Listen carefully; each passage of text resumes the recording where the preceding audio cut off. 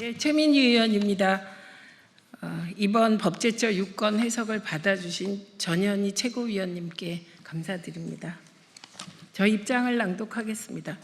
저는 오늘 지난 2023년 3월 22일부터 2023년 11월 7일까지 정확히 7개월 7일 동안 방송통신위원회 상임위원 내정자 최민희에게 가해졌던 국가폭력의 실상을 고발하며 종언을 고하기 위해 이 자리에 섰습니다. 2023년 3월 22일 민주당은 최민희를 야당 교섭단체 추천목 방통위원으로 추천하기로 최고위원회에서 의결했습니다. 그리고 8일 뒤 3월 30일 국회는 최민희를 국회 추천목 방통위원으로 추천하기로 본회의에서 의결했습니다. 대통령의 임명 절차만 남아 있었습니다. 하지만 이후 7개월 7일 동안 대통령은 아무것도 하지 않았습니다.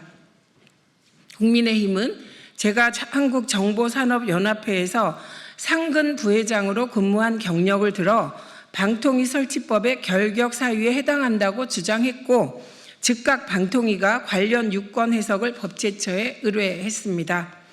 방통위 설치법 시행령에서 방송통신 관련 사업자는 방송사업에 종사하는 자, 기간통신사업에 종사하는 자라고 분명하게 정하고 있음에도 따라서 한국정보산업연합회 상근 부회장은 결격 사유에 해당하지 않음이 분명한데도 법제처는 제가 스스로 내정자 지위를 사퇴할 때까지 그리고 그 이후에도 아무런 판단을 내놓지 않았습니다. 법제처는 그동안 단 한 차례의 법령 해석 심의위원회조차 열지 않고 상황을 방치했습니다. 내정자로 있던 7개월 7일 동안 저는 임명도 거부도 받지 못한 채 철저히 무력화된 존재로 살아야 했습니다. 아무것도 할 수 없었습니다. 생계 수단조차 막혔습니다.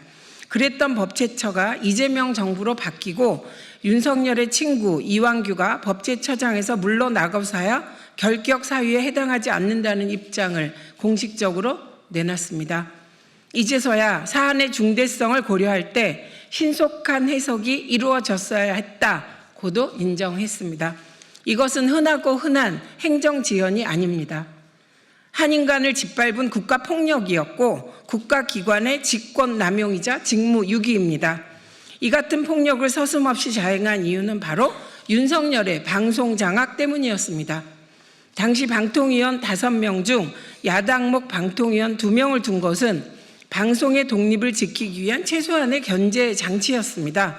최근 국회를 통과한 방송미디어통신위원회 설치법에서 의원 7명 중 3명을 야당이 추천하도록 보장한 것도 마찬가지 이유입니다.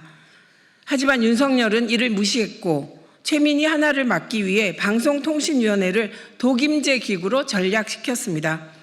그 방통위는 KBS 이사장 해임, 박문진 이사 해임, KBS 수신료 분리 징수, YTN 사형화 등을 밀어붙였습니다. 또 다른 방송 장악의 전이 유희림의 방심위와 함께 비판 언론 때려잡기에 나섰습니다. 2023년 11월 7일 저는 스스로 방통위원 내정자 신분에서 사퇴했습니다. 이미 2인 독임제로 고착화된 방통위에 들어갈 의미가 없어졌고 무엇보다 민주당이 저의 임명을 놓고 국민의힘과의 거래를 전제로 패키지 딜을 운운하는 상황도 원치 않았기 때문입니다. 저는 윤석열 정부의 방송 장악을 저지하기 위해 2024년 총선에 출마했습니다. 과방위원장으로서 저는 국민의 지지와 이재명 대통령의 결단에 힘입어 김현 간사 등 과방위원들과 함께 방송 3법과 방송미디어통신위원회 설치법을 통과시켰습니다. 윤석열의 방송 장악을 극복하는 것은 물론 방송 장악이 불가능한 시스템으로 나아가는 기반을 마련했습니다. 저는 윤석열 피고인과 이완규 전 법제처장을 직권남용과 직무유기로 고발하며 7개월 7일과 그 이후까지 계속된 방통위원 내정자 사건의 종지부를 찍고자 합니다. 그리고 국회 과학기술방송통신위원회 위원장으로서 남은 임기 동안 방송 3법 후속 조치를 마무리 짓고 AI 3대 강국과 새로운 방송통신 미디어 시대를 열어가도록 하겠습니다.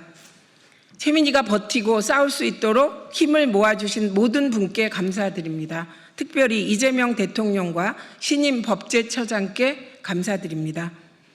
앞으로 기대에 어긋나지 않도록 지치지 않고 포기하지 않고 끝까지 함께 하겠습니다.